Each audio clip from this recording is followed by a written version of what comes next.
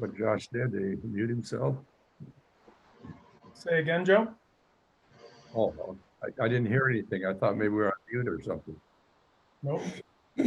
We're live. Okay, live and well. Yeah.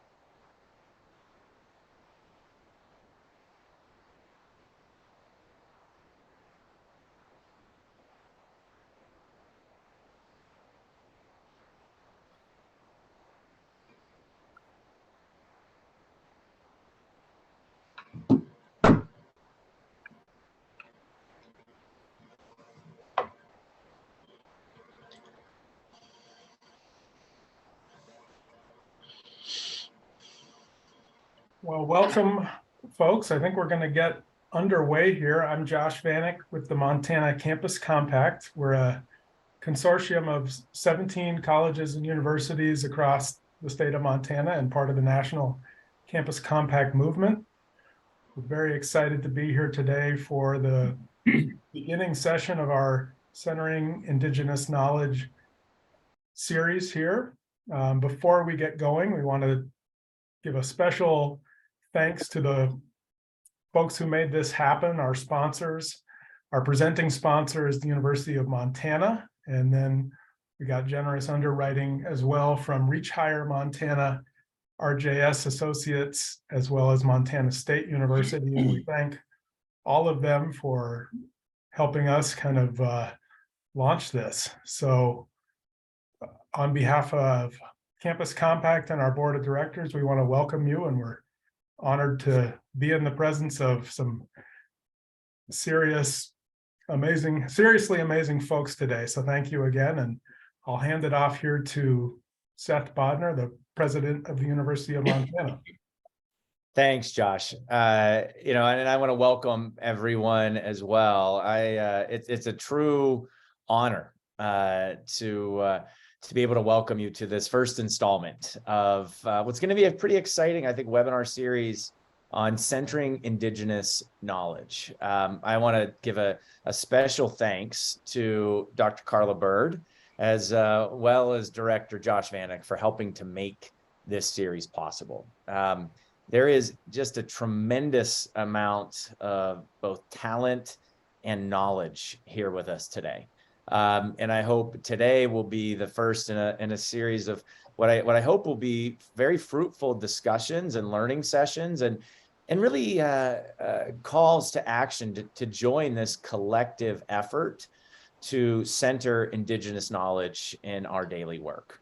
It is my privilege to serve as the president here at the University of Montana. And I want to acknowledge and state right up front that I'm joining you this afternoon from the Aboriginal territories of the Salish and Kalispel people. We are incredibly lucky here at UM to partner with, to learn from, and to be significantly influenced by our Indigenous colleagues, students, and friends. And this series is just one example of the many aspects of our vital effort to honor Indigenous knowledge while committing to both preserving and sharing it. And, I got to say, I'm especially humbled by the presence of today's panelists. We had just a couple of minutes to visit before we started. And I'll tell you what, those of you joining today's webinar, you're in for a treat.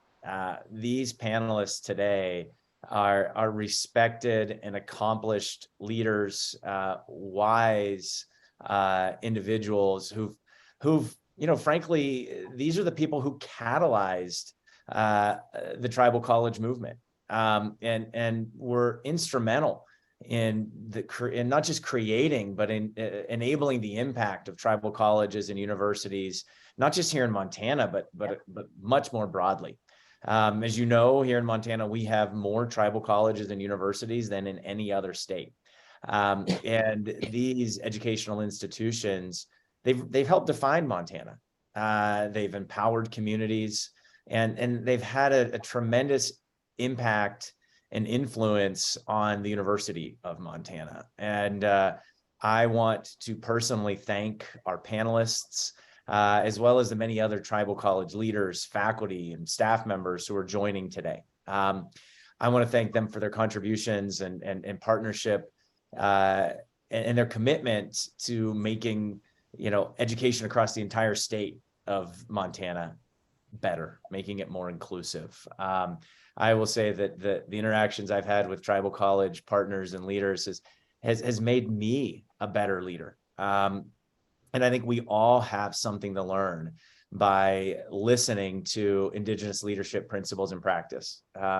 And I'm looking forward to hearing the beginning of this session, and I'm just so grateful to be able to host really important discussions with accomplished leaders like these. And I now want to hand it over to my esteemed colleague, Dr. Karla Bird. I first met Karla in her capacity as president of Blackfeet Community College. Karla has been one of those mentors and teachers for me, and I could not be more grateful to have her now as a colleague at the University of Montana, serving as our tribal outreach specialist. So with that, I want to hand it over to Dr. Bird.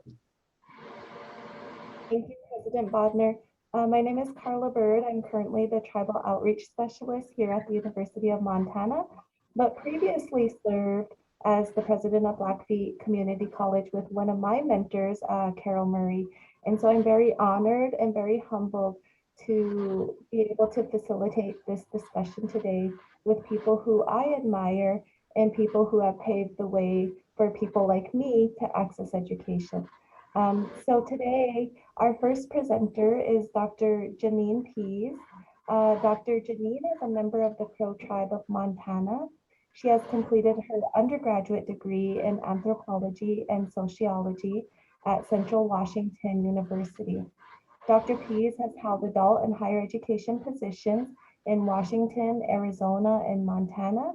Beginning in 1982, Pease has been a board member of the American Indian Higher Education Consortium and was the consortium president from 1983 to 1985.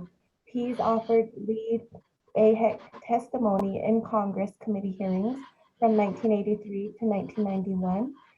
The National Indian Education Association named Pease 1990 Indian Educator of the Year.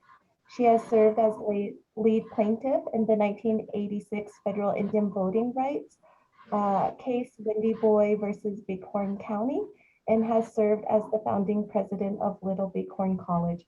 Dr. Janine Pease completed her doctoral degree at MSU Bozeman, and her dissertation is titled The Tribally Controlled Community Colleges Act of 1978, an expansion of federal Indian trust responsibility. Today, Dr. Pease will be discussing the origin of tribal colleges and universities and their role in Indigenous nation building and tribal sovereignty.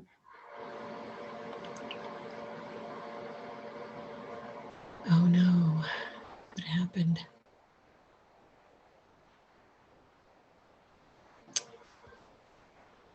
Oh dear. There she says.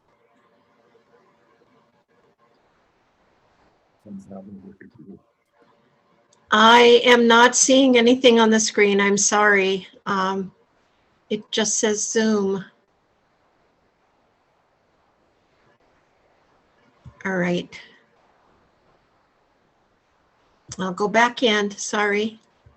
Okay. Dr. Pease, we can hear you and see you. Are you having trouble pulling up your PowerPoint? There we go. I'm sorry. I am ready to go. Shodaje itjik dalom. Balasha aktuagi de jitchesh.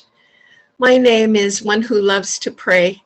I'm very glad to see you today and to join you in this very, very significant discussion on the tribal colleges of the United States. And thank you, Dr. Bird and Mr. Vanek, for your leadership in this seminar. And greetings to all of you who will be presenting today.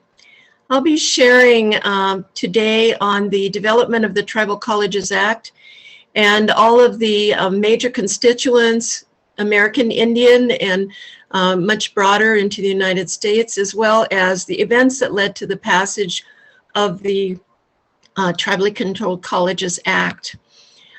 And so I'm clicking on share. What do you want to share? Application. Okay. Here we go. All right. Now, I'm getting closed down on the Zoom meeting again. I'm so sorry. Let's see. Can you see my slides? Oh no. Janine, I'm seeing a black screen. I'm not sure what to do about that. Let's see. Okay, so I click on the share arrow. I apologize to all of you for this snafu here. Click on the share, and then what do you want to share? I see a little square that comes up. And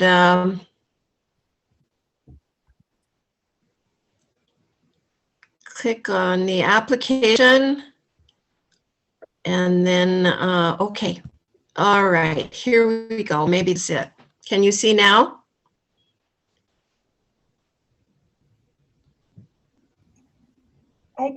Yep, we can see it now. All right. So there are 3 questions. We'll look at the constituent groups who shared in the shaping of the legislation, historical and policy antecedents for the tribal colleges, and the events that led to the development of the legislation. The first tribal colleges, 6 colleges organized the consortium, the American Indian Higher Education Consortium. Deganawida College of DQU, Standing Rock College, Navajo Community College, Ogallala Sioux Community College, Sintagleska College, and Turtle Mountain Community College. And I just note for you the presidents of the consortium during this period of time from 1973 to 1981. Gerald Onefeather was the first president of AHEC, Thomas Atzedy, then Lionel Bordeaux, Jim Shanley, Phyllis Howard, and Wayne Stein. The executive directors of the consortium are David Gipp for most of the time that we'll be considering, and Leroy Clifford of the Ogallala Lakota Nation. Earliest staff include Richard Nichols, Perry Horse, Wilhelmina Fredericks, Cletus Sutpahoodle, Larry Dennison, Barbara Walkingstick, and later John Mhula joins, and Roberta Wilson and Paige Baker. Other people we meet, Patricia Locke from the Western Interstate Commission on Higher Education, Lucille Echohawk for NIEA, National Indian Education, and Chuck Trimble from who's president of NCAI. And here are some photos of some of the people that were involved. Gerald Onefeather, Lionel Bordeaux, you'll recognize some of these folks, certainly. Thomas Atzedy, Phyllis Howard from Fort Berthold College, and James Shanley. And this is a photo of David Gipp, the first executive director of the consortium. Still looking at constituent groups, AHEC applied to Title III of the developing institutions, looking for resources to help the tribal colleges develop. That application went in and was received successfully in 1973. The founding AHEC colleges had a common denominator. They needed institutional resources. In getting a successful grant from the Department of Education, Title III, they were assisted with from the institutions, the Western Interstate Commission on Higher Ed, Patricia Locke, and a law association that was located in Denver. The National Indian Education Association, Lionel Bordeaux was president in 1971. So Lionel was very influential, of course, very strong in the movement to identify resources for the new tribal colleges. The National Congress of American Indians and the National Tribal Chairmen's Association were affiliated with NIEA joint testimony during the years when the Indian Self-Determination Act was under development, especially the Indian Education Assistance Act. And all of that testimony and all of that bill proposing occurred in 1974. Now, the tribal colleges were looking for a legislative home. The American Association of Community and Junior Colleges were always supportive of the tribal colleges and their proposed legislation. Some of the senators that are involved in this process were Senator Ervin of North Carolina, Jackson of Washington, especially Aberesk of South Dakota, Young of Alaska, and Kennedy of California. I'm sure you'll recognize some of those most prestigious and famous senators. And on the House of Representatives side, Dale Kildee of Michigan, Perkins of Kentucky, Meads of Washington, Lewin of Iowa, Cui of Minnesota, Ford of Michigan, and staff members Helen Scherbeck, John Forkenbrock, and Alan Lovesey. And there are many others, but these are leading individuals. And here are some photos of some of those leading folks in this story. Helen Scherbeck wrote a prospectus on funding tribal colleges, and she was working for the Department of Education. Senator Aberesk from South Dakota, Will Demerit from the Office of Education in the Department of Education and Health, Education, and Welfare, Al Cui of Minnesota, and Patricia Locke of WICHE, the Western Interstate Commission. Now, we'll move into some of the events that impacted the development of the legislation. The development of Indian self-determination was well underway in 73 and 74. The whole movement towards self-determination was across Indian country.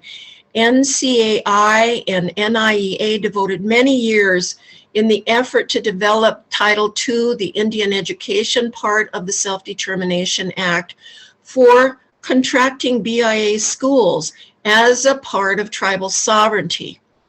AHEC proposed an amendment to the Self-Determination Act, amending Title II, Indian education, to get funds for the tribal colleges in 1974.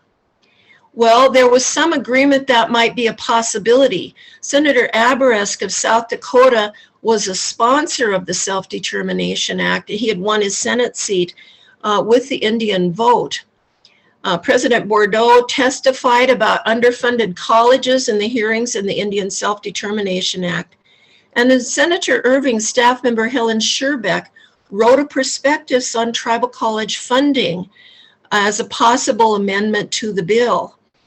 Well, Senator Kennedy was very interested in the tribal colleges, as was Senator Young of Alaska, but they said there wasn't enough time to consider an amendment, the tribal colleges funding, amending the Self-Determination Act. But Senator Johnson of Washington offered an amendment to study the tribally controlled colleges. So a study amendment. So the study provision was contracted to AHEC, the new consortium, and the AHEC staff and colleges submitted the completed study in May of '75. During the oversight hearings for technical amendments to the Self-Determination Act, the tribal colleges study was submitted to those hearings in September of '75. And the Indian Self-Determination Act was passed in 1975. Those oversight hearings for technical amendments were held, and that study was submitted. Okay, the Tribal Colleges Act was proposed as an amendment to the Indian Self-Determination Act in November 1975, but there was considerable opposition to it. Quite surprisingly, the Western Interstate Commission on Higher Education representative, the director, Patricia Locke, Papa Sioux from North Dakota submitted a position paper on the tribal colleges that this amendment would undermine tribal sovereignty and self-determination, and warned that there could be hundreds of colleges proliferated if this amendment were to come about, and criticized that certain specific tribal colleges were named in that amendment. And opposition testimony came from the Secretary of the Health, Education, and Welfare. Testimony in support of this amendment came from the National Congress of American Indians and the American Association of Community and Junior Colleges. And we'll look at a photo of some of the earliest staff members of AHEC. We've already seen a picture of David Gipp. In this picture from 1975 is included Tony Snow of Rosebud Sioux, Executive Secretary, Buddy and Stewart, Mandan Hidatsa, Curriculum Director, Perry Horse, Associate Director, Standing David Gipp from Standing Rock, Executive Director, Roberta Wilson, Ogallala Sioux, Human Resources, Richard Nichols, Accreditation Director, and David Lee, Controller.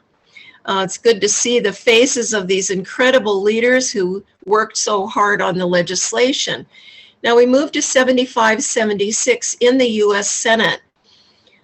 Unfortunately, because of the opposition from these major Indian organizations, much of the momentum that AHEC started with came to a halt in 1976. Also, it was a very difficult environment because the Self-Determination Act was just becoming implemented, and there was a lot of controversy about how the BIA was stonewalling getting tribes qualified for contracting. Also, there was a tremendous amount of divergence in where the Tribal Colleges Act would be administered. Would it be in education, in the Department of Education, or would it be in the BIA? Senator Kennedy wanted it in education, but Aberesk wanted it in the BIA, and the colleges themselves were split 50-50.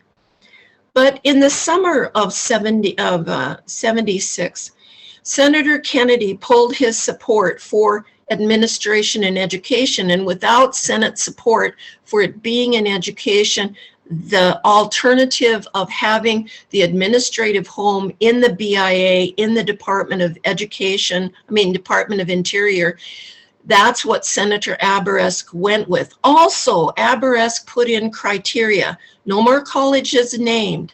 There needed to be a tribal charter with sovereignty protection. All Indian boards, majority Indian student body, there needed to be accreditation, and it would be administered by the Department of Interior.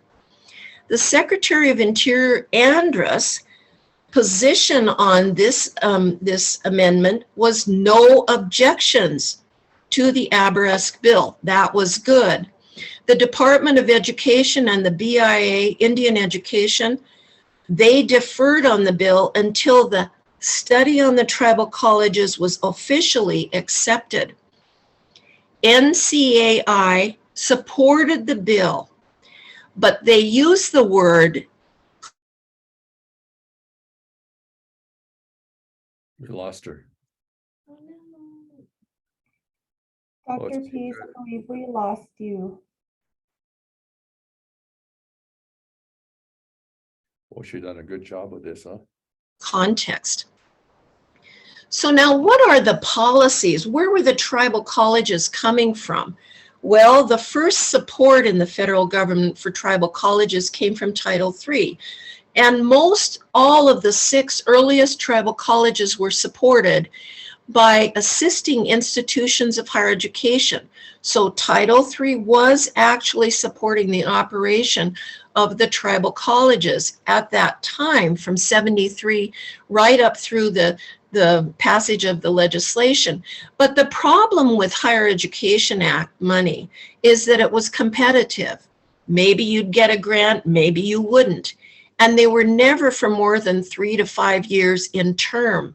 Some of the colleges got fund for the improvement of post-secondary education monies, but here again, it was competitive and short term. But that first funding that AHEC got through Navajo Community College as a Title III application was an eligibility waiver. AHEC issued a position paper on the viability of Title III. So there was some talk about maybe amending the Higher Education Act for a place that tribal colleges could find a home. But the Department of Interior was also a possibility because everything BIA was funded under federal authority called the Snyder Act of 1923. And that funds everything the BIA does. There were 4 of the original 6 colleges that had Snyder Act money that helped them operate: Standing Rock, Turtle Mountain, Ogallala, Sioux Community College, and Sinte. But in 1974, the BIA denied continued Snyder Act support, so that wasn't a real possibility either. Now we'll move to what happened in the House. The act was, or the bill was assigned to the U.S. House Subcommittee on Indian Education. Carl Perkins of Kentucky and Lloyd Meads were the leaders, along with Al Quie of Minnesota and Michael Bluen of Iowa. Now, Lloyd Meads got into some difficulty. He got embroiled in the Indian fishing rights in Washington in his election, and he resigned from the Subcommittee on Indian Education, where the hearings were to take place, where the bill would be heard, and so on. But that reduced the subcommittee to a study group. So now there were 3 members: Carl Perkins, Al Quie, and Michael Bluen. You had to have 4. And they had hearings. They invited a panel, and Phyllis Howard, the AHEC president at the time, Lucille Echohawk, who presented joint testimony, supported direct funding to tribes and funding equity. And some of this was very controversial for the consortium because the tribal colleges wanted direct funding to the colleges. And one of the members of the House Education Committee, not on the subcommittee, Congressman Ford, said that the Tribal Colleges Act was segregation and the worst piece of legislation I have ever seen, he said. Well, Congressman Bluen reintroduced the Tribal Colleges Act in May of '78, and had the hearing. An AHEC director testified in favor of it. And William Demeritt, who had a joint assignment with the Department of Education and the BIA Education, once again deferred until that study on the tribal colleges was accepted. It was reported out of committee favorably and had taken on a couple of new ways, almost identical to what Aberesk had in the Senate: capitation funded by FTE, tribal charter, institutional accreditation, and tribal members needed to be in majority of the student body and the board, and short-term authority of the law. Of course, the colleges were hoping for very longer term, but under federal funding, these things didn't always happen to have, long term. Well, now we move to the House report. That is what went with the House report on this legislation. And these quotes are extremely important. Policy context. Under special trust relationship to Indian tribes, this is an intensification of the existing federal commitment. There should be no doubt in the eyes of the higher education community that H.R. 918 is a program built around special legal responsibility between the federal government and Indian nations. The committee intent was clear. Now that's my words, of course, I'm studying this, but the quote from the House report is, tribal governments are to be allowed to structure the governing boards and chartering instruments of their school to fit their needs and wishes, provided that there is an element of true control vested in the tribal council. all requirements of this act are fulfilled, the action established a college or giving a tribal sanction to an institution is a formal action agreed to by a majority of the governing body of said tribe. Congress had expanded the Indian policy boundaries, intensifying the federal commitment based on the precedents from the past in Indian law. And so, the U.S. House passed Tribal Colleges Act in September 26, 1978, and the U.S. Senate concurred on October 3, 1978. President Jimmy Carter signed the bill into law on October 17, 1978. There's so much to tell here.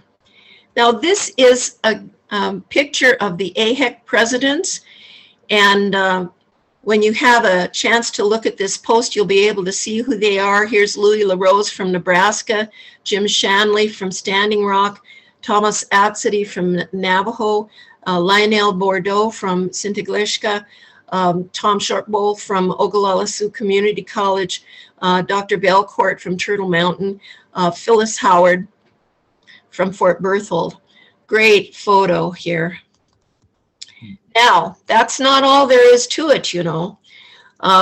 Once a bill is passed and made into law, then there has to be rules and regulations, appropriations, and by the way the law was written, feasibility tests of the institutions, tribal colleges, and finally awards. And this just gives you an quick overview of how much work that was. Rulemaking was delegated to the Secretary of the Interior. There were tribal consultations, drafts published, and acceptance of public comments, and the final publication of rules. And this group that did this was half tribal college presidents and half tribal members at large, called Tribal Task Force Number 12. Rules and regulations were promulgated on October 28, 1979. And what about appropriations? The money had to go through the appropriations committees in the Senate and the House. And the consortium testified in June 79 before the Senate for $7.8 million. And the colleges had to go through feasibility. AHEC was contracted to do the feasibility study, and Sintiglishka was the first app. The first grant awards were given to Nebraska Indian, Standing Rock Community, and Turtle Mountain on May 23, 1980. And during FY 1981, 11 awards were made during FY 1981. Well, when you get a chance to see this, you'll see that the milestones that were made in this period of time.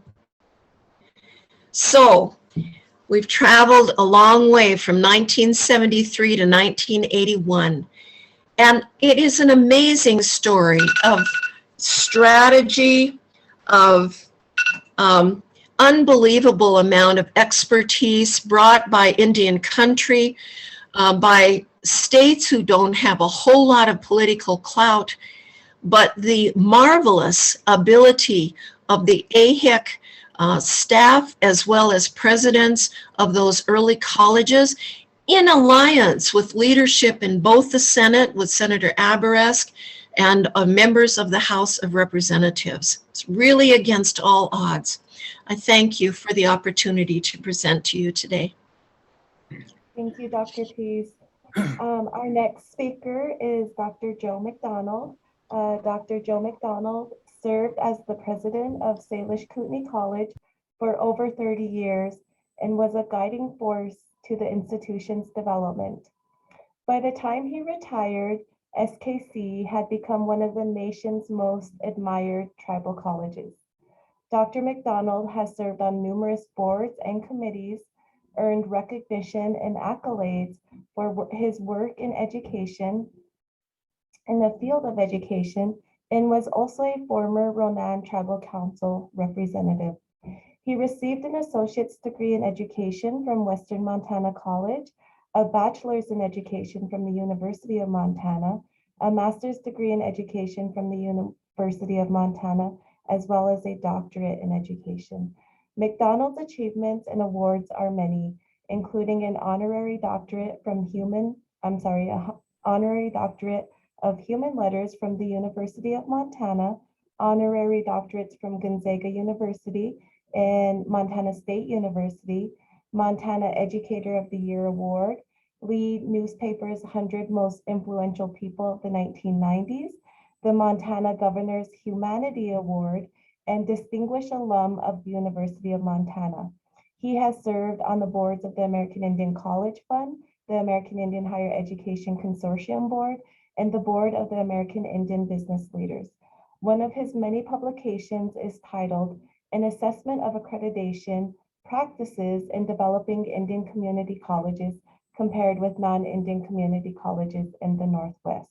Today, Dr. McDonald will be talking about Indigenous leadership principles that have led to the development of Salish Kootenai College, one of our nation's most admired colleges. Well, thank you. Thank you for that introduction, and thank you, Janine, for that wonderful historical perspective. I learned a lot from that. We joined the group in 1976, and the legislation had passed the Senate, and then we did our share in trying to get it passed by the House and getting the appropriation, and then get recognized as a tribal college, and we got our first check in June of 1980 or 81, I'm not sure. The school year was over with, was all paid for, and we got this check for $280,000. The downside was it had to be spent by October 1st, and there was a criteria that it couldn't be spent on. Couldn't be spent on buildings, and I don't know what else. So anyway, my staff did a wonderful job of spending that money and backing it up so that we could use it through the year. Salish Kootenai College, for all the people are on, is in western Montana. It's west of the Rocky Mountains. It is a home for the three tribes: the Kootenai tribe, the Klipspay or Pend Oreille tribe, and the Bitterroot Salish tribe. So there's three tribes. The Bitterroot Salish and the Klipspay have the same language, and they're collectively called Salish. And so we have the Salish and the Kootenai Indians. Our campus is located right in the center of the reservation, and we've been able to acquire the land, private land around the area, and so we have a campus of 120 acres. We have a nice buildings, a nice science labs. We have a nice gymnasium and auditorium. We even have a golf course. We have a student center, and so we're very, very, very proud of the campus. The college, I think, what Janine just talked about, it was eye-opening for me. I was on the tribal council for our tribe, and we were always reacting to what happened in the government. And getting aboard the tribal college movement, it was so refreshing to me because we were on the offense. We were trying to get things done, and we're really working hard with Senate staff and House staff, with various departments of education, and it was very rewarding for me to be a part of that, to be on offense. Our college serves Indians from throughout the United States. We had to change our mission 3 times. Once was on our reservation, then it was ancestral lands of Salish Kootenai tribes, and then we had to change it to throughout the United States, because any given quarter we'll have students here from 50 to 60 some different tribes, and so to meet that we had to change it. The college offers degrees, and they offer certificates, short-term certificates of 1-year programs. They offer associate degrees, associate applied science degrees. They offer some bachelor's degrees, and we offer, I think, 2 or 3 different master's degrees that are being offered. And so it gives a nice broad selection of classes for the students. Our business office, we're very proud of it. We've had good audits the word we use is clean audits. We've had clean audits every year, almost since we started. And we're very thankful for that. Any given year, the business office handles over $35 million in grants and contracts and college general fund money. And they've been able to do it with clean audits. And that we owe that to the program administrators and to the leadership, making sure that money is spent well and spent according to the grants that we have. We do guaranteed student loans. We were one of the first ones to do guaranteed student loans. A lot of tribal colleges didn't want to do it. They didn't want to get their students in debt. They're afraid of the default rate, students not paying them back. But we dove into it. I thought it would be the student's choice if they wanted to go into debt or not. It wasn't my position to say you couldn't go into debt if they wanted to. And so we did student loans, and we had the default problem. We were in the 40s, and then we were in the 30s, and then we were in the 25s. And then we hired this wonderful default manager, and he got it down to 18, 16, 10, 8, 7. In this past year, he was minus 1% on default rates. And it comes from, counseling the students well when they go into debt, that they have to pay it back. And if they can't pay it back, how to defer it if they don't have a job or if they got a low paying job. A lot of counseling on that part, and contact with them when they get out into the field is really, really important. The tribal colleges, we struggle a little bit with the university system, Seth, and other colleges, because they didn't think we're a real college, and they didn't think that our programs were quality. But then we had Ernie Boyer from the Carnegie Foundation that did a report on the tribal colleges. And at that time, Ernie Boyer was kind of the national leader in education. And he gave us a very, very favorable report. And from that time on, our credits were pretty well adopted by everybody. Some of the faculty at the University of Montana would say, well, Joe, your students can't write. They're good, but they can't write. And I was a high school principal at Ronan for 7 or 8 years. And I said, I was high school principal at Ronan, and we hired a lot of your teachers, and a lot of them couldn't write either. And so that would end that discussion. I think that it was really a pleasure to be a part of the college and watch it grow. We started with that Title III grant. It was a grant to Flathead Valley Community College, and it was to provide classes at Blackfeet and provide classes at Salish Kootenai. And I gotta get some water here. And I was hired to administer that grant. And right away, the Blackfeet leaders, Earl Barlow and Tommy Thompson and Dwight Bilodeau, they were very aware of what was happening, what Janine traced for us, what was happening, and that legislation passed the Senate, that you had to be tribally established and tribally controlled. And so Tommy Thompson wrote the charter for Blackfeet Community College, and right away it was adopted, and the bylaws that they'd operate by. And so I just took that, since I was working with them and Salish, and I was on the council at Salish. We just changed the wording, plunked in our tribe and Salish Kootenai College into the wording, and we became established at the same time. And that was very, very important for us, because we later became eligible then for funding from that.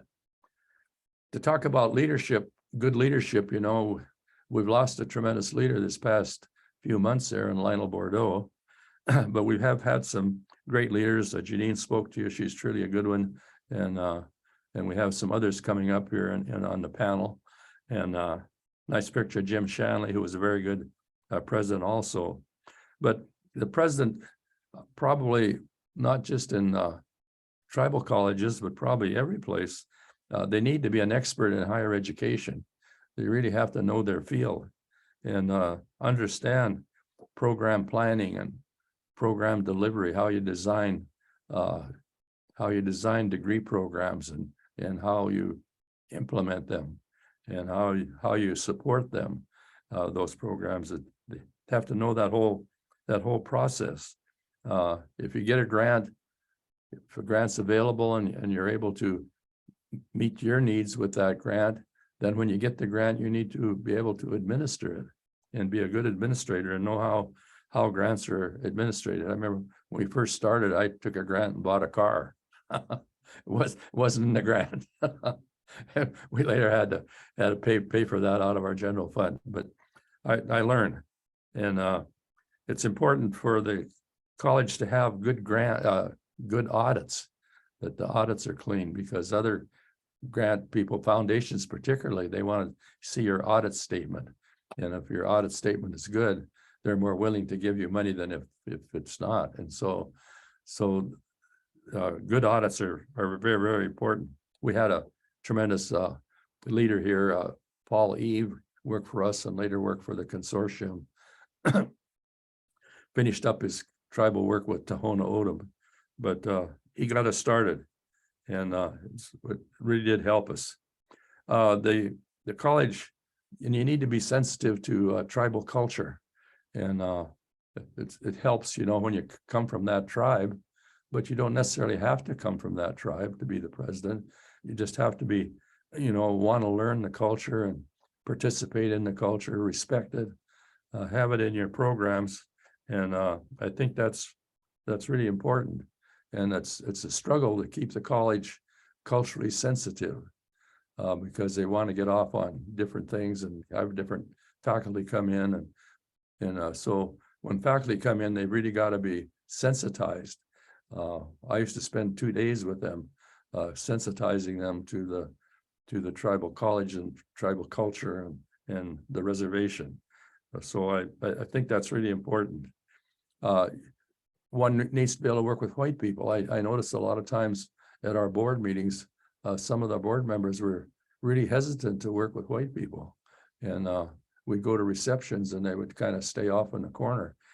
You can't, it's better, more effective if you're shaking hands and you're out there, you're meeting them and you're talking with them and in your own community, if you work with those groups. So we tried to keep at our college open admission standards, take in whomever, and because I felt in our community here, a lot of the people were isolated, similar to the Native American people, our tribal members. They were held up at home for economic reasons, for taking care of their family, or all the different reasons that we have for not being able to go to college, and they had to. I felt they should have that opportunity also, and so it really has helped. We have to, as Janine said in her presentation, we have to have a majority of tribal member students, enrolled Indian students, and we did that by program planning. And when we offered the classes, if we offered classes at night and on weekends, we got overrun with non-Indian students. So we offer the classes during the day. We're able to maintain our enrollment, and so with open enrollment in a community where we're make up about 30% of the population, we've been able to keep about 65 to 75% Indian students in the college and all the programs. So I think that's really been good for us. The tribal councils, part of the laws we be established by the tribal council, and they really make or break us. We really need to have good working relationships with our tribal council. And the growth of Salish Kootenai College, I credit a lot of that to the growth of the tribal council, our relationship with the tribal council.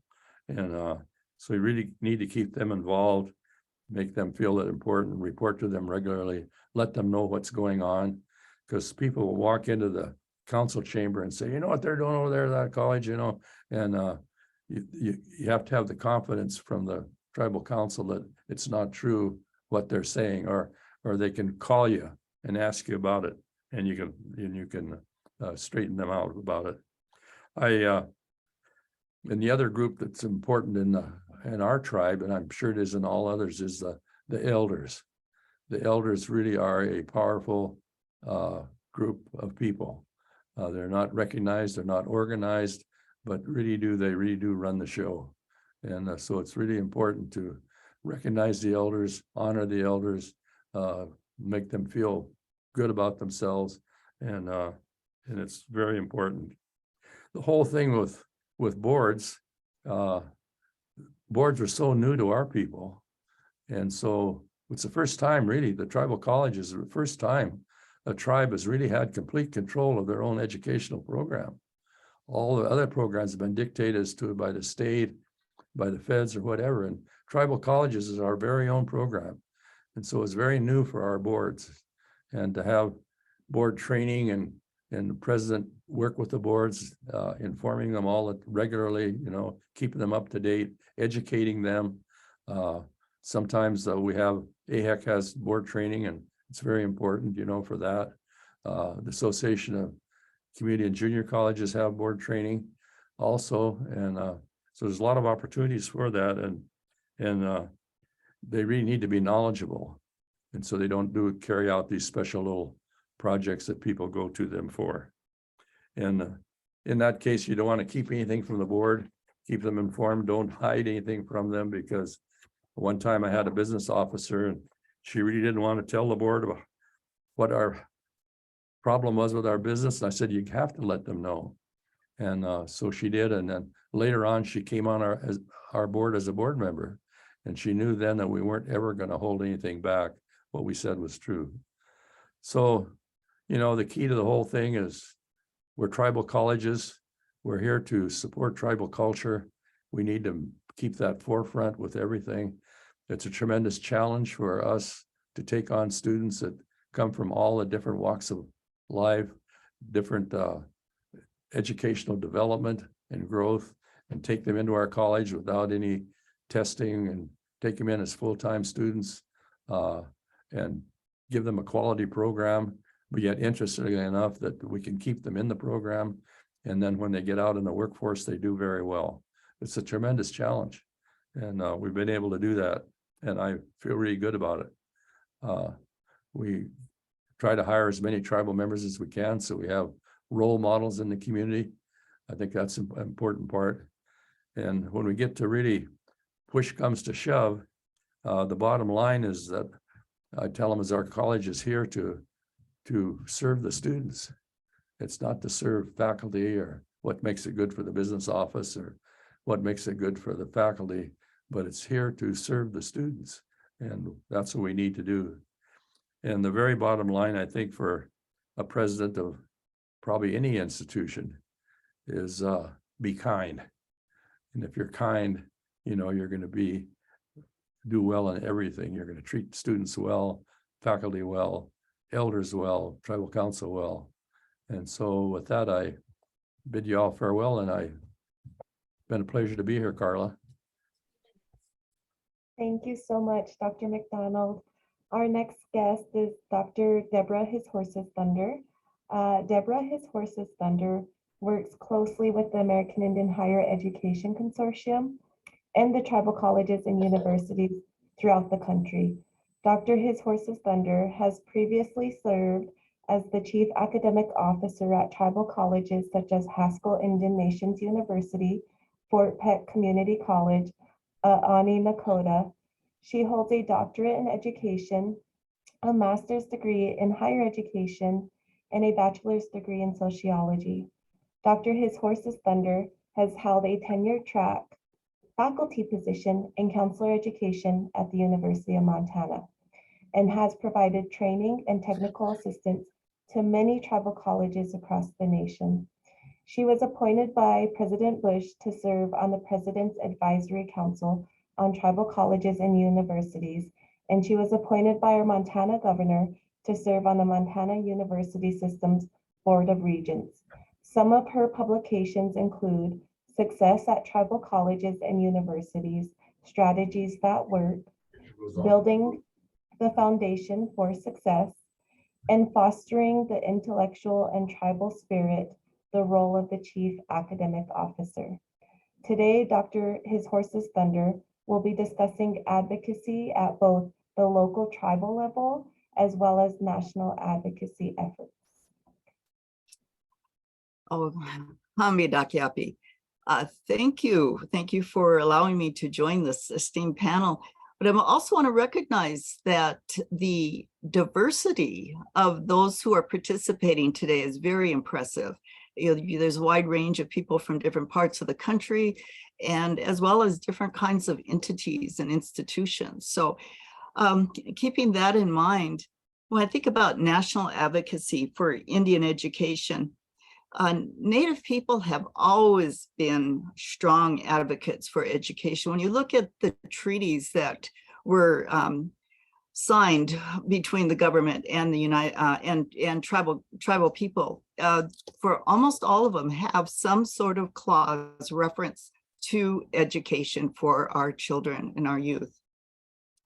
So it's, in fact, when you take a look at some of the historical records, as early as the 1700s, there's a record of tribal leaders trying to explain to the colonists that your method of education, the content of the education that you're trying to provide to our youth isn't working, and we have other ways of doing things. And so this is a long-standing concern in terms of having to advocate.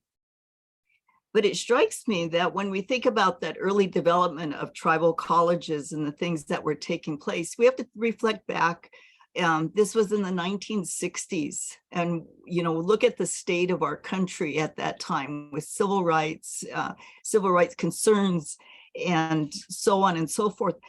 In the late 1960s, Senator Robert F. Kennedy held a series of hearings across the country on Indian education. And one of the outcomes of those hearings was a document entitled Indian Education, a National Tragedy, a National Challenge. So the awareness at the national level was really heightened in terms of the concerns. And out of those concerns, at the same year, 1969, when the report was done, the National Indian Education Association was established. And the purpose of that organization, which still exists today, 54 years later, is to advocate for Indian education. In fact, when you take a look at their current strategic plan, 2 of their 4 initiatives pertain specifically to the issues that we're discussing, which is teacher education or teacher preparation and post-secondary education. So it continues to be at the forefront in terms of the need for advocacy. We also have to consider our initial involvement as Native people with the US government. We went from those early days of having an Indian agent being posted on each of our reservations, and then it moved to the Department of Interior's Bureau of Indian Affairs. And those early officials decided what was best for our people.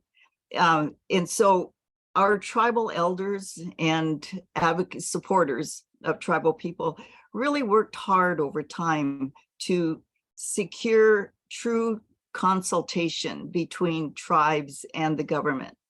The consultation is to be is to provide that opportunity for tribal leaders to voice their concerns, and to describe the issues that are facing them and what the needs are, and also have a role in helping to find those solutions.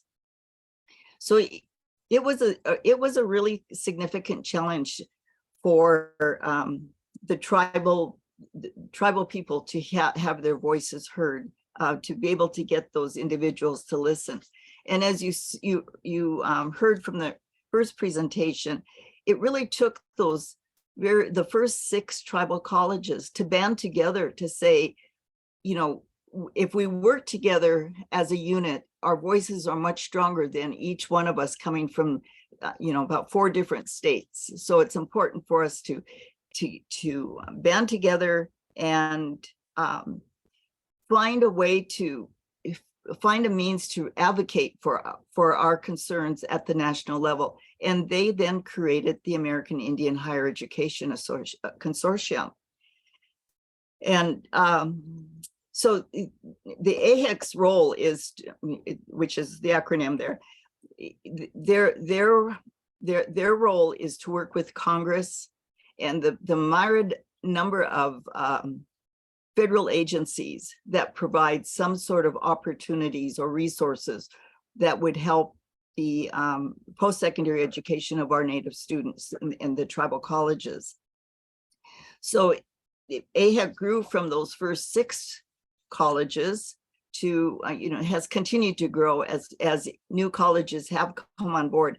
And I would have loved to see Pat Locke's concern about having tribal colleges popping up all across the country. I think that would have been it's been awesome. But it's been a slow growth and an important growth for the post-secondary education in the tribal colleges. So one of the first landmark legislative pieces that was passed was in 1978 with the Tribally Controlled Community College Act. And that act established what the criteria is to be a tribal college. There's differences between tribal colleges and there's some institutions that call themselves native serving institutions, which they do not meet that criteria. And as you've heard from Joe's remarks, there has to be a concern about the percentage of your student body that's American Indian, the makeup of your board, that you need to be chartered by a tribe so that you are tribally controlled. You're an extension of that tribe. And so those are the kinds of things that went into the legislation, and much to AHEC's credit and all of the other supporters that were involved, that was successful. They've continued to really advocate very strongly for the interests of the tribal colleges. And AHEC's board is made up of all of the presidents of all of the tribal colleges that are members. And so, of course, they know what their concerns are. They know what the needs are. And so they're able to provide that information very clearly and articulately to AHEC staff. And so that they move forward in addressing their concerns with with Congress. So their purpose is to work with Congress and to work with those federal agencies. And another piece of legislation that they were successful in attaining was in 1994, where 29 of the tribal colleges became land grant institutions, which is a significant standing in higher education. Since then, additional tribal colleges have also been designated as such, but they need to move forward on an individual basis to get that designation. So that was a significant piece of legislation. And in 2009, AHEC was successful in getting forward funding approved. Again, as you heard Dr. McDonald say, when they first started, they received a check well into the academic year and then only had a couple months to spend it. So everything was out of sync in terms of the academic year and the role of the colleges in providing that education and paying for that education, and then where the federal government's funding cycle was. And so that was always a challenge. And so having forward funding approved was very, very significant for the tribal colleges. And then in 2010, AHEC was successful in working with the Department of Education to move the Department of Education's Title III program, which was strengthening the higher education institutions portion of the Elementary and Secondary Education Act. They moved it from being a competitive grant process to a formula-driven process based on student enrollment. And I also wanted to say that there's a second. So we have the National Indian Education Association that advocates across the board. We have AHEC, which focuses on the congressional and federal agencies, but we have a third national advocacy program, and that was established by the tribal colleges in 1989, they established the American Indian College Fund. And the purpose of the American Indian College Fund is to focus on the private sector in developing resources for students and for American Indian students and the tribal colleges. And they're doing a fantastic job. So I'm really pleased that initiative has developed in the way it has. And some current initiatives in tribal higher education include the teacher preparation. As I mentioned, it's a part of NIEA's strategic plan, one of 4 priorities. But it's important that Native students have the support to become classroom teachers, and that the tribal colleges have the support and ability to be able to offer teacher education programs. And not just tribal citizens who become teachers, but also culturally competent teachers overall. It's important. You cannot teach what you don't know. So it's really important for teachers who come into classrooms in our communities, not just in Native communities, but across the board, to have a good understanding and some knowledge about tribal people. We are the first people of this country, of this continent, and so it's important to have that history so it's clear and accurate. As we have experienced during the pandemic, the need for adequate technology and infrastructure was a major issue for our tribal colleges to get the online learning up and going. And it's not just within the colleges, but in our communities, and we've had a couple of the tribal colleges that really take that on and say, we are going to do everything we can to provide the internet access beyond the college to all of the tribal people in our service area. So that's an important consideration and a need. There's also a need for support for the development of baccalaureate degrees, master's degrees, and doctoral programs within the tribal colleges. When we talk about Indigenous knowledge,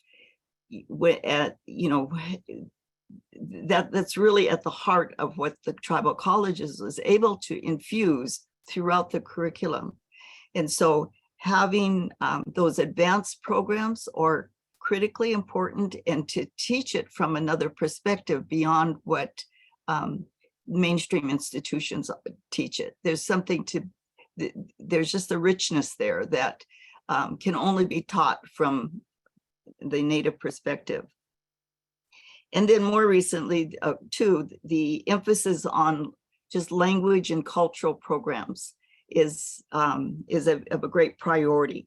There's a need to develop curriculum. There's a need to develop teaching expertise. So because so many of these language programs have depended on elders, and we've lost so many of our elders that speak or that have their native language as their first language.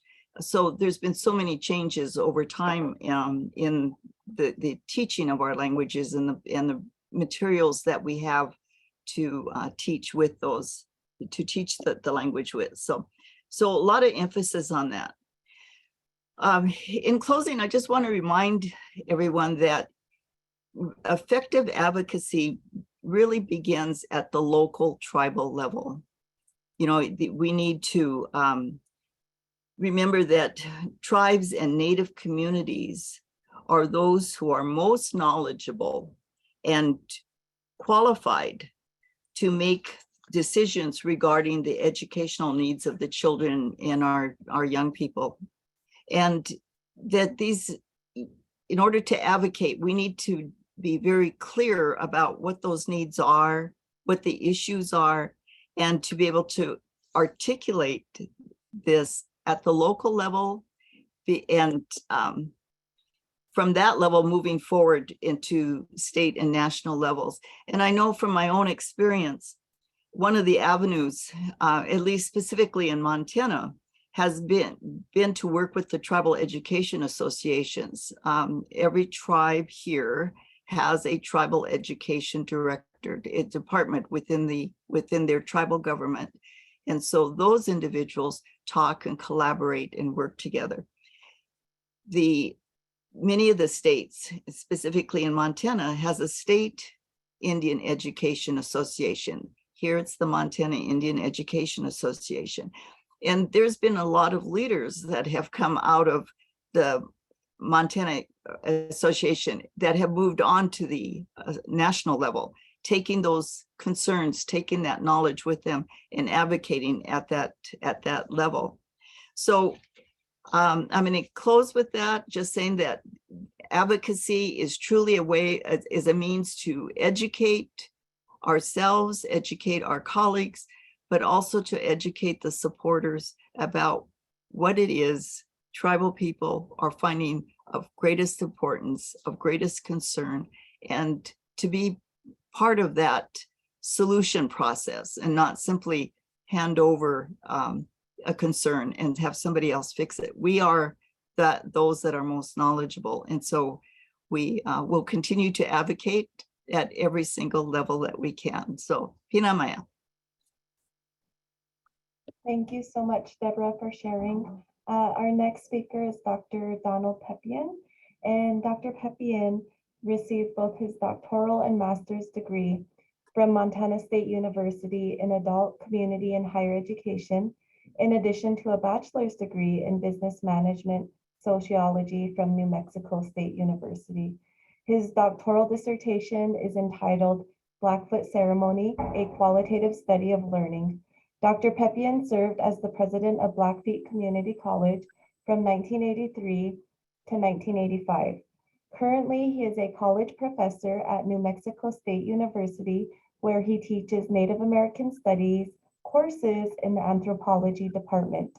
Dr. Pepion's publications and research interests include Indigenous ways of knowing, participatory research methodology, decolonizing and indigenizing theory and methods, theories and practices of oppression and colonization, critical theory and tribal critical race theory, Native American spirituality and philosophy, Indigenous cultural strengths and resiliency, Native American traditional learning processes, Indigenous leader concepts, and ethnohistory of the Blackfeet.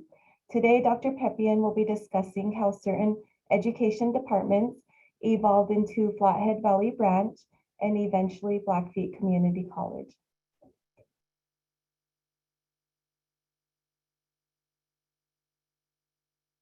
Okay, so you're ready for me? Okay, can everybody hear me okay? Hear me okay there? Okay. Okay. Nistu, Picani, Itanico, Itzima. Hello, I'm Blackfeet. My name is Stabsdown Itzimaki. My American name, as I say sometimes, is Donald Pepion. I'm really, first of all, I'm really honored to be in the presence of some really powerful folks here. Huh? And I do want to acknowledge the people that I know well. You know, Dr. Joe McDonald, to me has been, for our region, in Montana there, I consider him like the father of our tribal colleges in our region. And with Dr. Janine Pease, she's been a wonderful spokesperson for us. And I have so many stories of these people, but I remember when Janine got into the White House and convinced President Reagan to sign the Tribally Controlled Community College Act. I mean, that was pretty amazing. And Carol Murray, her and John are my friends, and Carol Murray, she actually created a wonderful college campus for us with all of the buildings, but she really brought in the bona fide, the real Pekani culture. So with that, I'll begin my presentation, and I have some notes here I'm going to be looking at. So this presentation has two parts. First is an overview of the evolution of Blackfeet Community College from 1960s to 1985.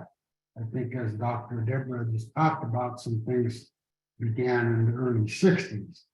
Secondly, I'm going to talk about how ceremonial learning process entails protection of intellectual property. I want to talk about the early origins of Blackfeet Community College. The development of BCC is a story of, it's compelling. It's creating a vision. It is part of a vision of the improvement of our people's quality of life. But it's also about community empowerment. What happened to get us to the point of actually having our council charter a community college. It's a story of our commitment, our passion, our hard work. Although anyone can read the information on the formation of the college on the website, I want to talk about the people. I want to talk about the human experience. It's truly a story of community development and empowerment, as there were many people involved. It began several years before the tribal charter of the college. Now, as a caveat, I want to mention that I will be naming a few people, but it's really about many who were involved in the early origins of BCC. For example, a program director or a leading person may change and someone else picks up the ball, so to speak, and continues the works to meet the needs of our communities. It's also about the many people working in the organization, the programs that make things happen. You know, I work down here with a business professor that says, if you want to know something about a business, go talk to the people that work in there, the people who clean the floors and that kind of thing.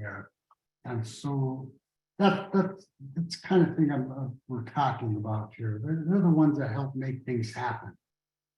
Now, our Pekani culture has always valued our community before individualism. So the story of us, Yechitapi, of us people, it's been about the continuation of our people, about the band, about the tribe, about our confederation, about the existence of all things. So in this first part, I want to talk about the origins of Blackfeet Community College as it evolved out of community action programs and some other Native programs.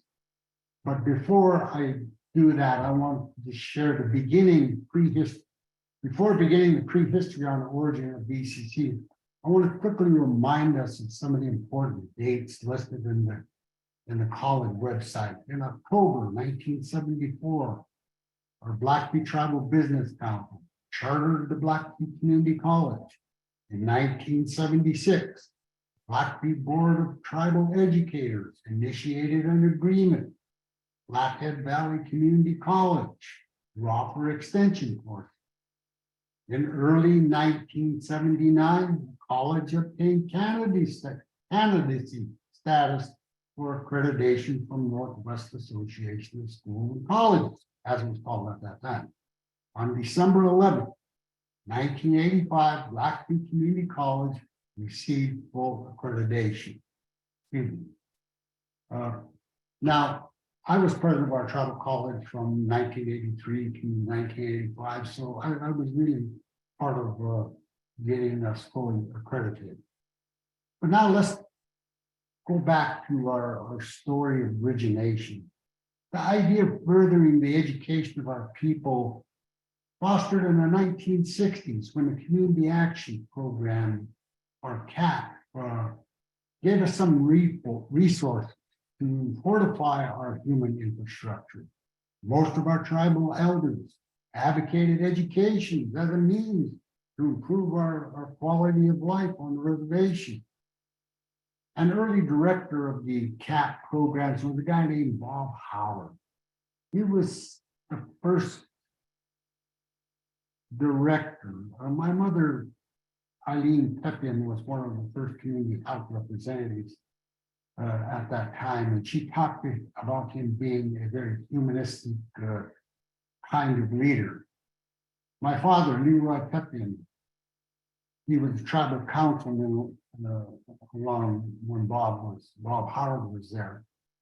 But my father said Bob Howard told him he would sit on one of the large oil tanks east of Cut Bank, Montana. And that was near where he lived. But he sat there to think and contemplate the future of our Blackfeet people.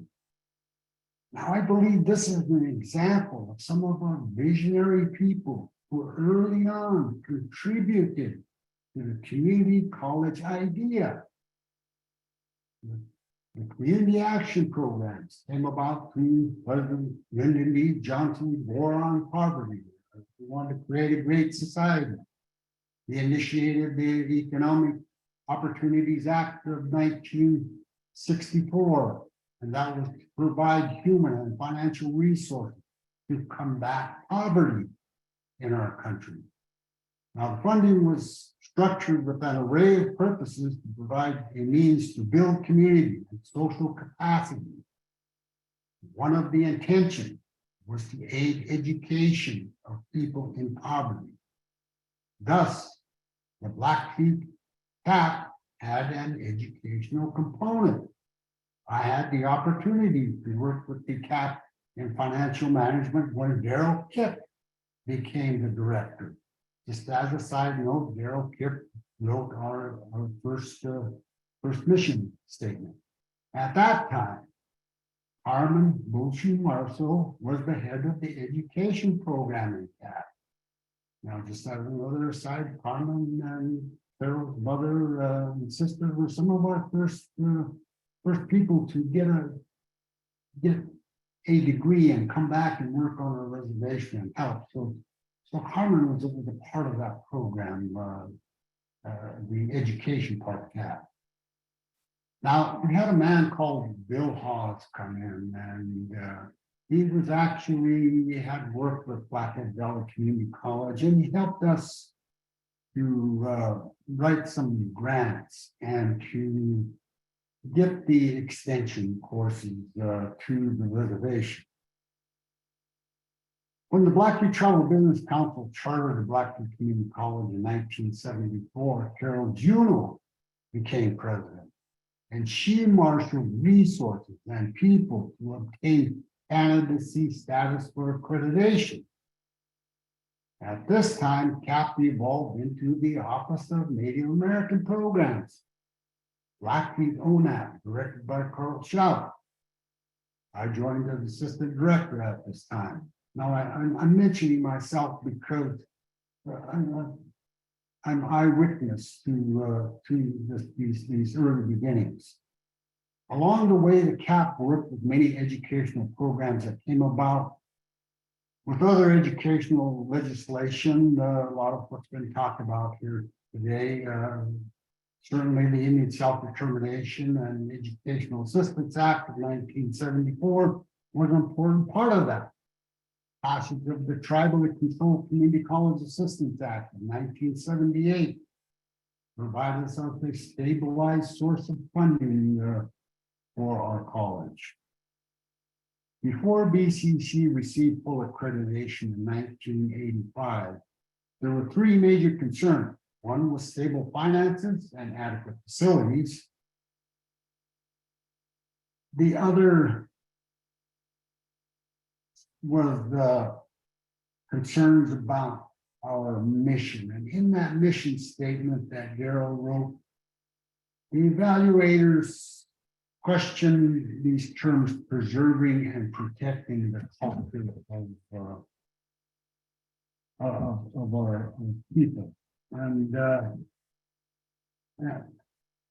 And so I'm going to visit a little bit about that, but they also wanted to question why we wanted to teach the history and culture of our own of Native people. So these were the kinds of things we had to work through. Joe talked about the people that we had to work with that didn't understand us as culture, although as Native people. Although the question of stable finances was bolstered by the Tribally Controlled Community College Act in 1978, you know, our tribal government, like all tribes, don't have a tax base earmarked for educational appropriations like states do. However, the Blackfeet were actually the first tribe to pursue a bond issue under the new Indian Tribal Government Tax Status Amendments of 1984. Some of the tribal council persons, including Robert Smoky Door, John Murray, were diligently engaging the complex process of allocating oil and gas revenue as a set-aside for bond payments. The bond funds were to be used for constructing college facilities. Although it reached Wall Street, funding entities questioned the stability of income, oil and gas revenue. It remained an unfunded initiative. And so I'm telling this part that we're even our council people, we're really working hard. There's an amazing story of going all the way to Wall Street, and I could go on and on about that part. Yeah. But let me go back to this Northwest accrediting evaluators considering the mission state of preserving and protecting culture as being outside of the boundaries of the overall purposes of higher education and seeking knowledge. At that time, most accreditation agencies did not understand tribal sovereignty. We had heard about how hard it was from the other presidents here in establishing an entity on a reservation that kind of had to be separate, but also part of who we are. You know, these people didn't know about our history of genocide, our cultural repression, and that's why it was so important to us to teach and learn these kind of things, help our people relearn some of the things that were taken from us. And the idea of tribes actively practicing cultural beliefs and language, they didn't think that was still happening with that, you know, and so it's that hegemony of Eurocentric knowledge and looking at our knowledge as being primitive, and so those were some of the things that encumbered them and having to deal with some of these factors involved in why we wanted to teach our language and our culture and that. But the aim of teaching and learning native knowledge and language wasn't without challenges in our community. We had a series of community meetings and really learned about that idea of the notion of storming before the normal. Because when we met with our communities on wanting to teach our language, you know, I thought, wow, people would say it's great, but we had some real arguments with that issue. You know, you can't teach our language, it's not written. We know the language, those folks over there don't know the language. But we really believed in this, those of us who worked in the college, and so we continued our community meetings, and that's what I talked about storming before the norming, that eventually our own people came up with a solution to this. They said, well, you can teach the language in the college, but you need to take Red Man here and put him in the classroom with Daryl Kipp, who's the teacher. So we can see that, you know, our people still didn't trust us young people at that time as educators, the same people who pushed us to get an education, and now we come back. And so those are some of the kinds of challenges we had to work through with this college externally and also internally. And so, in summary of this part, we see community members interacting, planning, acting together to improve the quality of life of the Pepion people, using their knowledge, their skills, and ideas for the development of a community college. By using their cultural strengths and resiliency, they enabled structures to realize a vision. So now I want to move into the second part of this that is going to talk about elder contribution through ceremony. Now, this is going to be a little different, but it's really about intellectual property. Like many tribal colleges, Blackfeet Community College has an institutional research board overseeing the conduct of research performed with the Blackfeet. The IRB process is more comprehensive than merely protecting human subjects. Process and procedures are conducive to the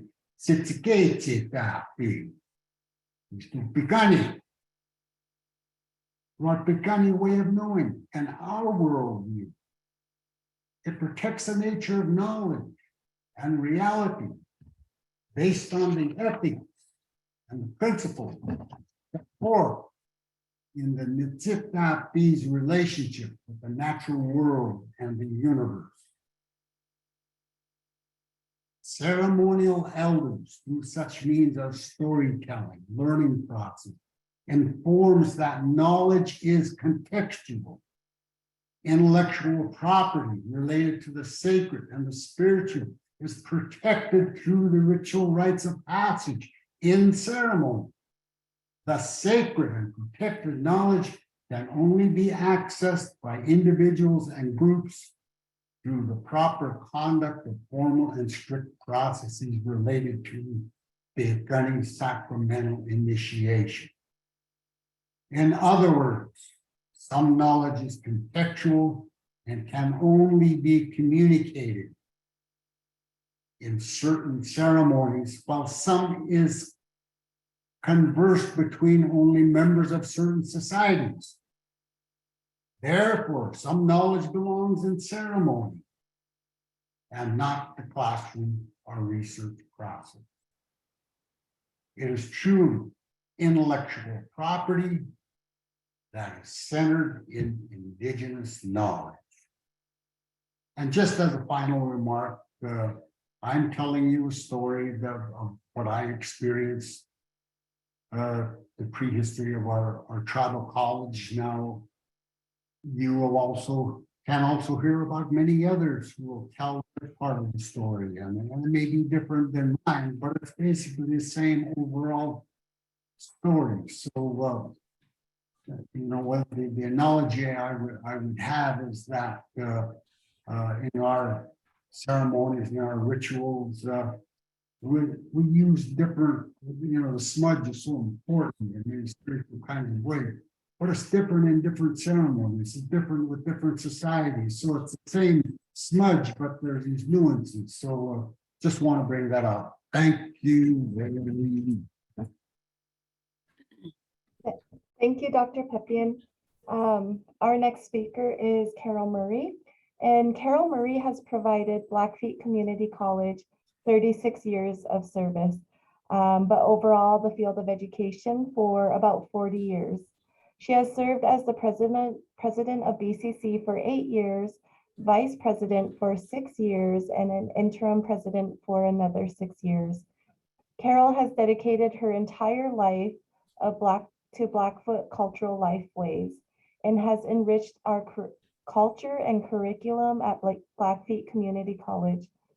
She received an Associate of Arts in 1982 in General Studies at BCC, a Bachelor of Arts in Elementary Education K-8 from the University of Montana, and a Master's of Education in 1989 in Adult Higher Education Administration from Montana State University. Carole has worked tirelessly on the repatriation of Blackfoot cultural and ceremonial items. She has been vital in cultural and ceremonial revitalization for the Blackfoot Nation. Carole was an advocate for Indian education and helped launch Blackfeet Studies along with John Murray and Leonard Weasel Traveler. Blackfeet Studies is now an Associate of Arts in Piikani Studies. Carole was foundational to our campus-wide events and enrichment of Blackfeet curriculum. Carole helped found our annual events such as Days of the Piikani and the Bear River Massacre commemoration. She has been a co-curator of our People's Gallery at the National Museum of the American Indian.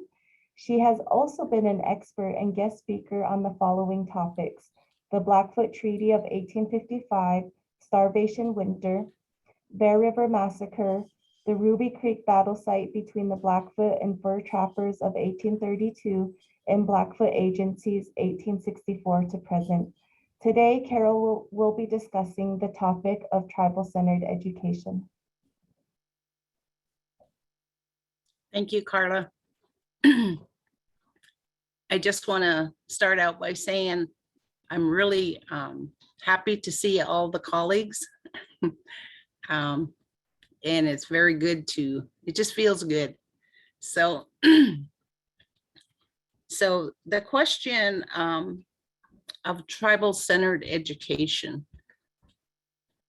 When I became president of the college, one of the mission statements that was then active, it would say, you know, we provide higher education. We have to, you know, serve the students. And I would always listen, and it would say, and finally, and most importantly,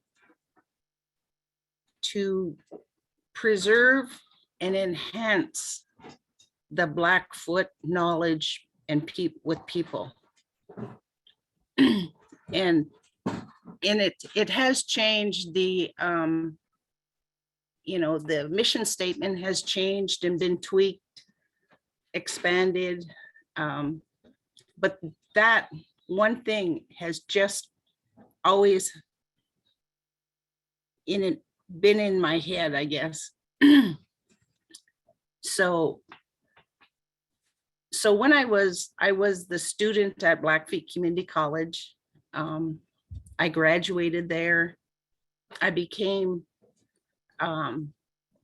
just about everything that the college could get a title for.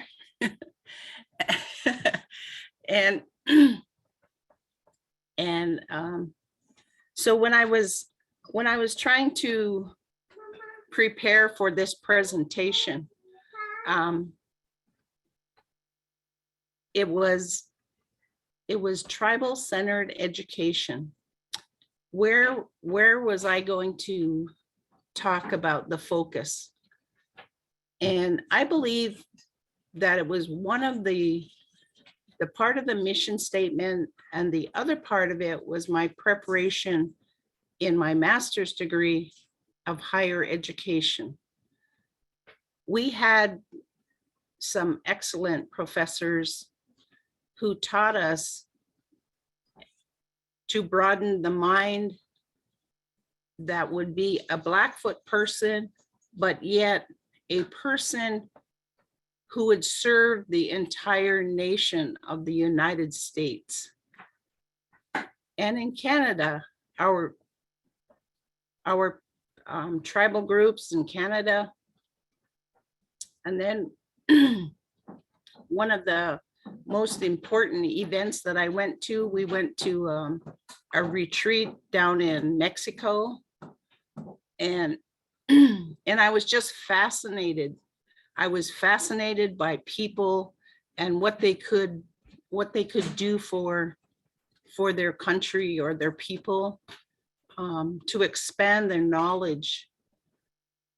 And I was just, it's been my experience of learning from. I remember one time when we were going to an American Indian College Fund meeting, and Janine and I had just dropped in at the airport, checked in. We were rushing to try to get to the meeting at six in the evening. And we were going down the elevator and I said, wow, this is pretty nice. And she goes, Carol, this is how the other people live. Because we just come from Crow Agency and Browning. And that experience was just amazing. New York is an amazing place. So when I got to visit different places because we had meetings scheduled, I would always come back home and I would look at my faculty and staff and community, and I would think, how are we going to appreciate ourselves, our communities, our people, and so that they felt good about themselves and they felt good about who they are and who they were going to be, especially our students. But one of the things that I really tried to incorporate was the community with our courses, because I felt like if I could get grandma and grandpa, sister and brother, auntie and uncle interested in a positive way toward education, that our students would be believing that they could do whatever they wanted and they could expand every direction they wanted. So one of the things that happened is when I was dreaming, and I would always be dreaming about what BCC could become, or Blackfeet Community College, in a way of developing people and in a way of making a much better life for people. What would that mean? So one of the things that happened, I became the president in 1992 officially. And in 1993, my grandson was born, my first grandson. And I was just studying Miles Horton and Martin Luther King, and people who really tried to empower the people with who they worked, who they lived with, and how they believed. And so of course, his name is Miles Martin. And that was to remind me of where I was going when I was trying to help to become a good advocate and mentor for Blackfeet Community College. So one of the things that we had studied was pedagogy of the oppressed, pedagogy of hope. And when I think about the mentoring that I was asked to do with my fellow faculty, my fellow students, my fellow community members, I would always try to remember what was the key on pedagogy of the oppressed. And one of the things that we said is, it would be nice sometimes if we could just go to the horse's mouth. So we created an opportunity to go to the Pedagogy of the Oppressed conference in Omaha, Nebraska. And there were 7-8 people who came, and we watched the styles that that they were showing us. And I remember Don Pepion, he was one of the group. And I remember him, he was sitting at the very front, and he was at the very front, and he was just always, just so wanting to learn and expand his performance with our community. And I remember he was walking to the front to go sit down, and he goes, I didn't know that, I was just kind of making my way up here. And there was Paulo Freire and Peter McLaren, who was going to mentor the conversation. And I thought, we just need to do this. We just need to do this for our tribal centered education. Lo and behold, we were noticing that our tribal knowledge keepers were getting quite elderly. And we were, and when I say we, it was always a group of people. But we were noticing that we'd say, how many thunderpipe bundle holders do we have? 2. How many beaver bundle holders do we have?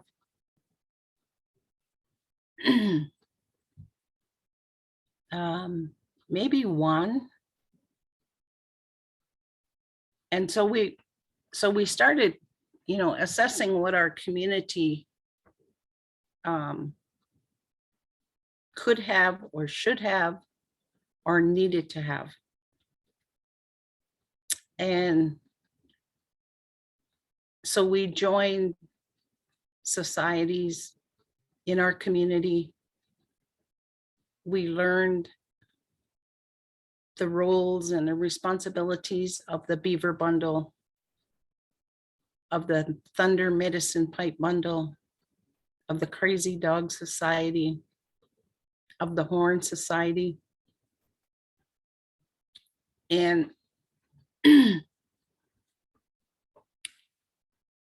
it was like getting a doctorate degree in each case, depending upon where you wanted to go. And so we took it upon our own responsibility, because we weren't going to get any credits for anything from any institution. So I purposely tried to learn all of that, and eventually to share it and transfer some of that to other people in our confederacy, so that the next time we would say, how many beaver bundle holders do we have? We could probably talk about more than 1 hand, and especially maybe 2 hands. And then our thunder pipes and the things that were important to the Blackfoot people. It was not an easy trip at Blackfeet, because we are a very vocal, strong people. When we don't understand certain things,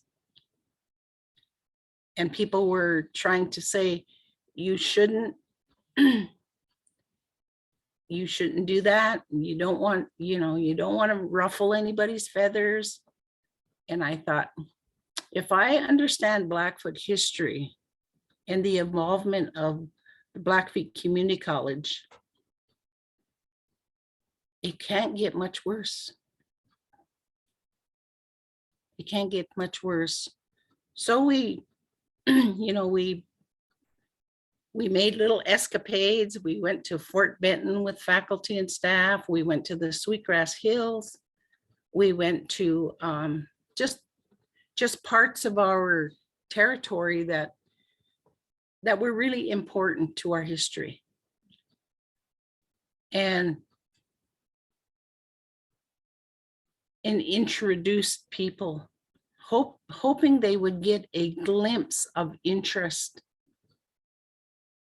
in the reality of what they needed to know to continue to call themselves Nitsitapi, Siksikaitsitapi, Pigani.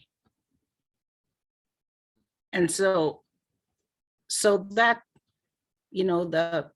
it's interesting because we started going to the Baker Massacre site, and this year they had 31st year of activities.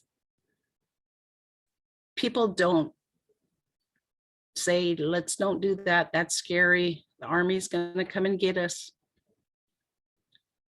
They say, when are we going to go down to the site? And the site is off reservation. So, the students are 31 years that the students have evolved is just amazing. Their expectation of who they are, of Nitsitapi, is just wonderful. It's happy, I was trotting right down by Shelby this year, and I laughed and I thought, I hope I get to come 30 more years. It'll be happy. So I think we are probably about ready to close. Yes, it's evolved. People get Blackfoot names now, and they wear them proudly. So I want to just begin to close by saying thank all of you. I really, really appreciate the mentoring.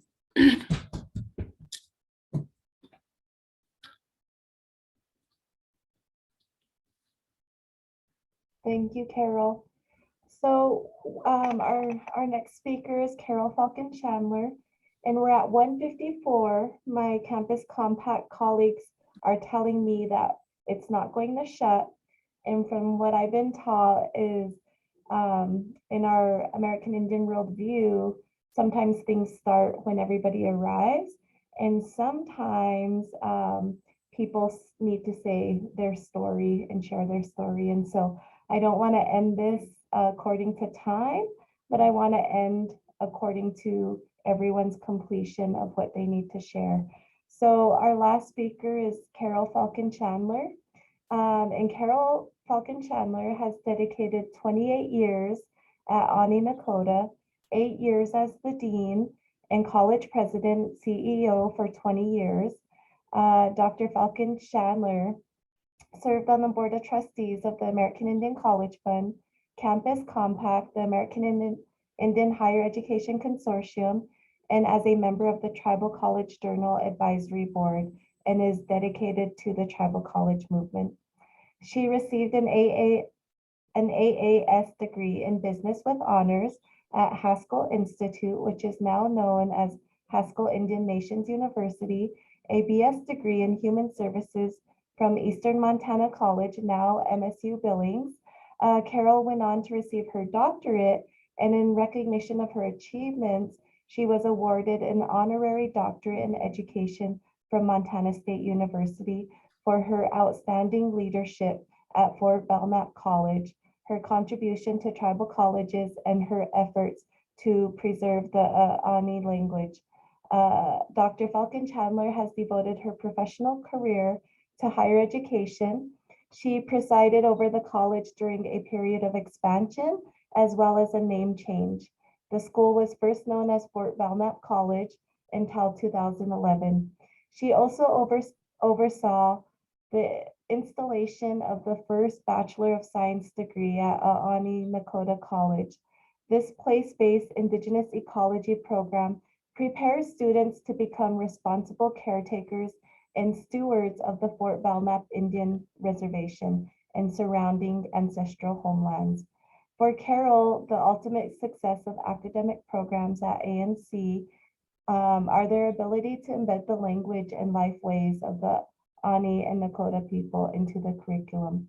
Today, Carole will be discussing Ani Nakota's Bachelor of Science in Ecology as an example of tribal-based education. Good afternoon, everyone. And like Carole, I am so happy to be among all of you, my colleagues from all these years, every one of you. I'm just going to get started right away since Karla expressed the time, but I'm not going to worry about that. But I just want to, I want to thank you, Karla, for inviting me to be on this with these prestigious people, and miss all of you. It was hard for me to retire, but here I am still moving along. So I'll try to answer the question that Karla had put on here is, can you share how and why the program of the new program? So I'll begin with just a few little stories about how this program was started.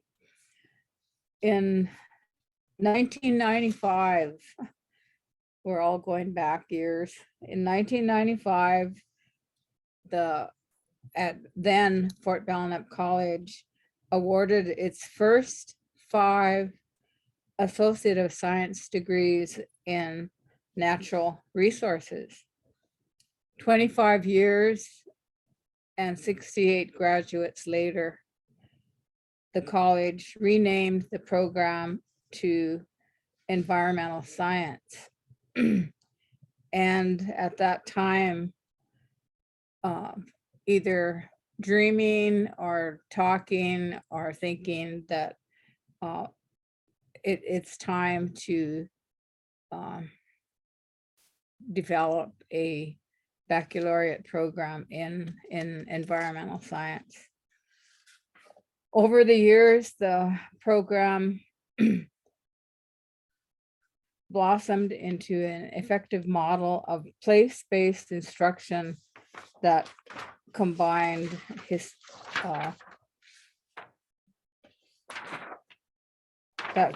rigorous and intense coursework, internship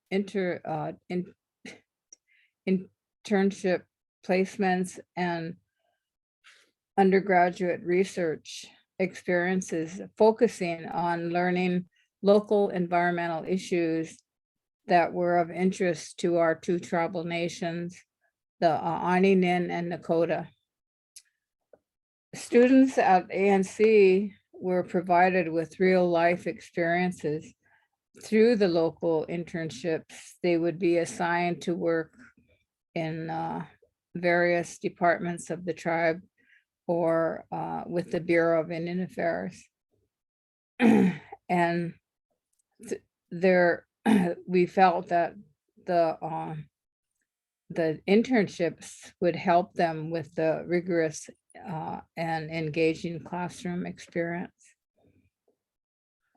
Multiple ANC graduates of the environmental science who pursued BS and master's hold leaderships now in the Fort Belknap, again, from those internships in the tribes, land, water quality, historic preservation, and language preservation programs.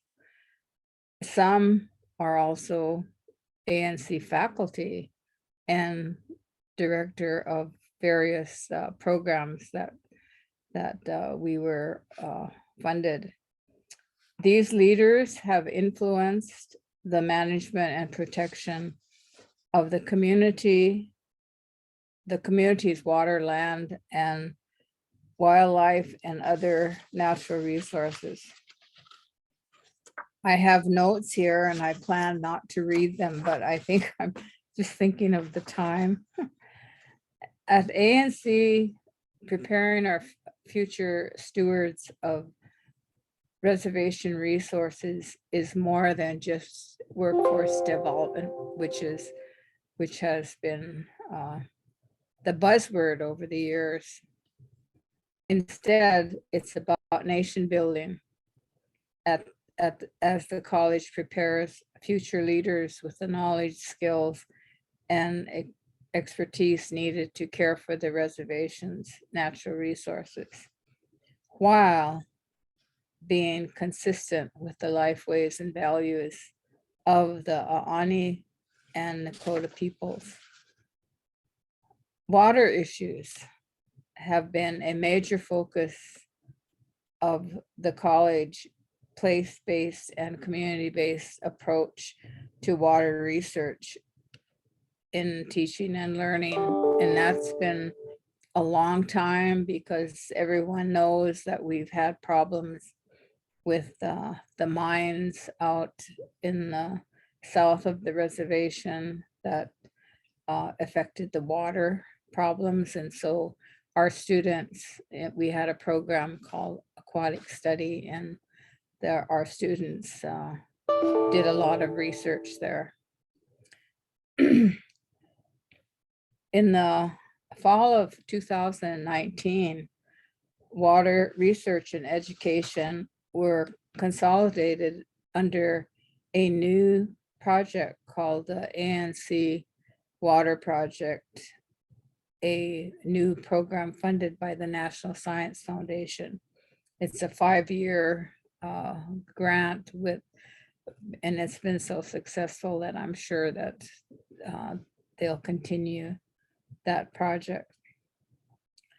The project assists the Fort Belknap community in their critical work-related needs, and the success of the project depends solely on the staff, on the water center team that we call the team.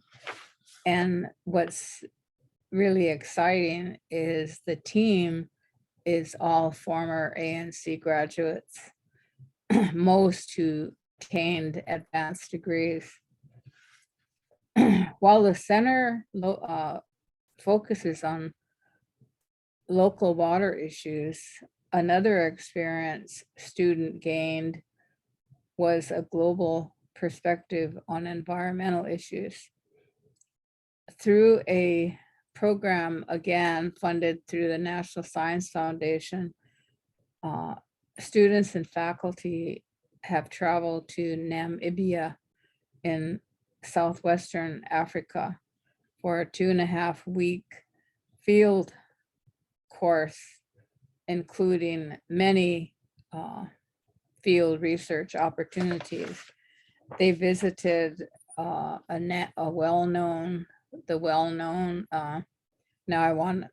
always stumble through this. It's Namibia, but it's Namib desert, famous desert. Then they visited a well-known park and some other important areas. They met government leaders. They visited the Indigenous communities, and it was really an experience for a lot of the students, some who had never traveled or flew. And that was a long way. I'm not sure if I would want to go there either. I mean, go that far, travel that far. But they were so excited and they learned so much. And the first ones, they've already, most of them have graduated and have really done well. And because of the pandemic, 2 other groups were unable to go on the trip. And so this summer, right now, they're planning for another group to take this opportunity, and I'm hoping that they're able to attend. And the students have to be, of course, good students, but if they're interested, they're not selected. I mean, they're not just selected randomly. They have to apply for the program, and if they really want to go. While the Associate of Science and Environmental Science program proved a success over the years, the college we felt that a strong foundation was built to begin the planning of the bachelor's degree in environmental science with the focus on ecology. Because we found that ecology in a Greek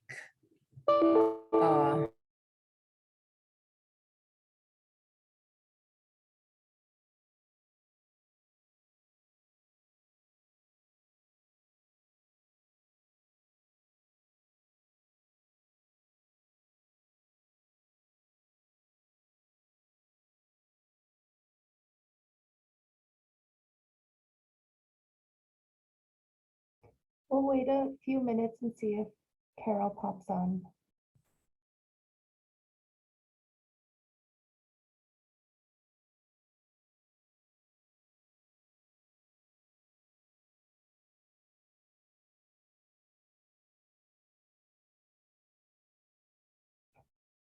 I'm not sure if we lost Carol. Hopefully maybe she'll rejoin us. But I wanted to also introduce, so this piece of artwork, which has been the theme for our webinar series, was produced by Taryn Laskin, and Taryn's Blackfeet.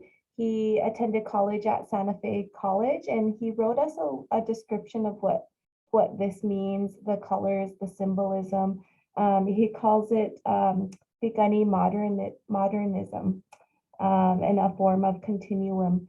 And so he wrote us a little script of what this image means. But we chose this image because we wanted to really have an Indigenous artist featured. And so if you Google Taryn Laskin, he has his own website where you can take a look at some of his modern art. And so he's our featured artist. I also wanted to remind everyone that this is an 8-part webinar series. And so we kicked it off with our past and founding tribal college leadership this first webinar. But every Wednesday, we're featuring a tribal college in Montana. And so we've reached out to the faculty at that particular tribal college, and they're going to teach a tribal-centered based lesson and maybe provide some insight and information on what type of methodologies they use to perpetuate the language and culture at their institution. So if you enjoyed our first webinar, keep coming. We have 7 more, each representing each tribal college. So with that being said, I don't see Carol popping in, but we are collecting questions. So feel free to email us if you have questions, and we'll try to send those out to our panelists if you have questions. So Josh, do you have any last comments before we leave? Nope, there should be a survey that pops up when we log off here. So if folks would take a moment to give us some feedback on that, we'd sure like it. But really appreciate you, Karla, and our really amazing panelists. Thank you so much. Yeah, and thanks on my behalf as well to our amazing panelists and to all the participants. Thank you, everyone. Have a good day.